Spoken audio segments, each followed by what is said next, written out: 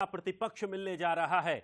बिना नेता प्रतिपक्ष के मोदी सरकार के दोनों कार्यकाल अब तक रहे हैं, लेकिन अब Rahul Gandhi leader of opposition बन सकते हैं। नेता प्रतिपक्ष बनने के लिए दरअसल पार्टी के पास 10% सीटें होना जरूरी है, तो मालवांकर नियम के तहत लोकसभा की कुल संख्या का 10% होना आवश्यक है। 543 सीटों में से 54 सांसदों की जरूरत होती है और इस बार चुनाव में कांग्रेस को 99 सांसद मिले हैं। 2014 के बाद से किसी भी विपक्षी दल को 54 सांसद नहीं मिले थे। 2009 से 2014 तक लोकसभा में सुषमा स्वराज नेता प्रतिपक्ष थी, तो अधीर रंजन को प्रोटोकॉल के तहत नेता प्रतिपक्ष का पद नहीं मिला था। तो सबसे बड़ी पार्टी के नेता होने के नाते दूसरी विपक्षी दलों ने उनका समर्थन जरूर किया था। तो आपको ये भी समझा देते हैं कि आखिर ये मालवंकर नियम क्या है। देखिए, ये भी समझने का प्रयास करते हैं। 1952 में देश में पहला चुनाव हुआ था। कांग्रेस को 364 सीटें मिली थी और दूसरी सबसे बड़ी पार्टी सीपीआई-एम को 16 सीटें मिली थी। तो देश के पहले लोकसभा स्पीकर जीवी मालवांकर बनाए गए थे। मालवांकर ने लोकसभा के लिए एक नियम बनाया था। दरअसल विपक्ष का नेता बनने के लिए कम से कम 10% सीट होना चाहिए। तो लोकसभा की कुल संख्या का 10% यानी 54 सांसद होना आवश्यक है। और इसके पीछे यह तर्क था कि हर पार्टी नेता प्रतिपक्ष पद का दावा करेगी, हर पार्टी प्रतिपक्ष नेता मांगेगी। तब से यही नियम चलता आ रहा है। 2014 में स्पीकर सुमित्रा महाजन ने भी यही नियम चलाया। 2019 में स्पीकर ओम बिरला ने भी 10% नियम चलाया। तो आपको बता दें कि लोकसभा नेता कितना पावरफुल होता है, क्यों ये पद जरूरी है, खास करके लोकसभा के अंदर। तो देखिए, ये भी समझने का हम प्रयास करते हैं।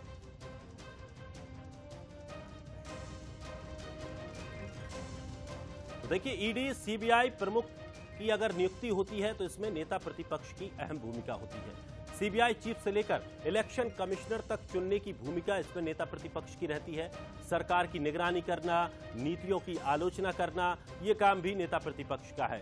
लोक लेखा समिति का चेयरमैन भी नेता प्रतिपक्ष होता है, यानी कि केंद्रीय सतर्कता आयुक्त, मुख्य सूचना आयुक्त, राष्ट्रीय मानवाधिकार आयोग के सिलेक्शन में भी कमीशन का सदस्य रहता है। तो लोकसभा नेता प्रतिपक्ष को ये तमाम आपको बता दें कि फैसिलिटी रहती है, तो उनके लिए तमाम सुविधाएं भी रहती हैं।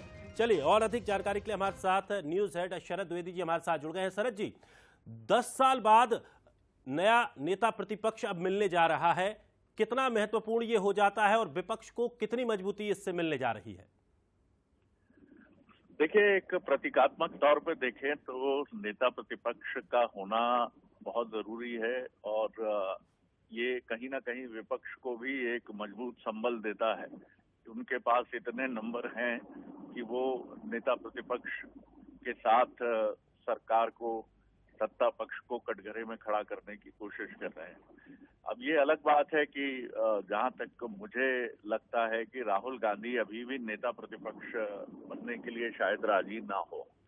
कारण उसका बहुत साफ है कि वो अभी भी कांग्रेस के लिए एक ऐसे नेता हैं जो पूरे देश में घूमकर, और खास तौर से उत्तर प्रदेश में, और मुझे लगता है कि उनकी अगली पदयात्रा हो सकता है कि वो उत्तर प्रदेश स्पेसिफिक हो, क्योंकि एक बड़ा राज्य है उत्तर प्रदेश।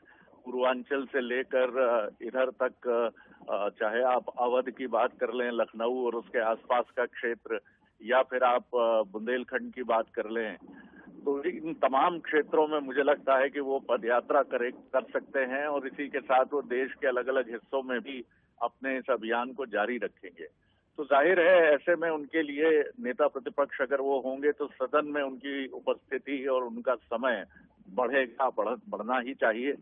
इन परिस्थितियों में मुझे लगता है कि उनकी जगह कोई और ये जिम्मेदारी संभाल सकता है। हालांकि सब अभी अनुमान के दायरे में है, दबाव उन पर है कि वो जिम्मेदारी संभालें, लेकिन विपक्ष के लिए बहुत बड़ा मजबूत संबल है। न सिर्फ 200 पार किया है विपक्ष ने इस बार, बल्कि नेता प्रतिपक्ष लेकर वो जिस तरह से खड़े होंगे तो काफी दिलचस्प समीकरण होगा। अगर बीते 10 सालों को हम देखें और अब तीसरे टर्म को हम देखें भारतीय जनता पार्टी सरकार के, तो काफी दिलचस्प समीकरण है। दिनेश, चलिए, शुक्रिया शरद जी हमारे साथ जुड़ने के लिए। तो निश्चित तौर पर बड़ा महत्वपूर्ण हो जाता है जब सदन में विपक्ष का नेता रहता है, तो विपक्ष को एक मजबूती रहती है, विपक्ष अपनी बात पूरी दमदारी के साथ रख सकती है और तमाम कुछ ऐसे प्रोटोकॉल भी रहते हैं जिनका पालन फिर सत्ता पक्ष को भी करना ही पड़ता है। तो निश्चित तौर पर एक दबाव बनाने का यहाँ प्रयास भी विपक्ष के नेता के तौर पर यहाँ किया जा सकता है। तो नेता प्रतिपक्ष का महत्वपूर्ण ये पद है और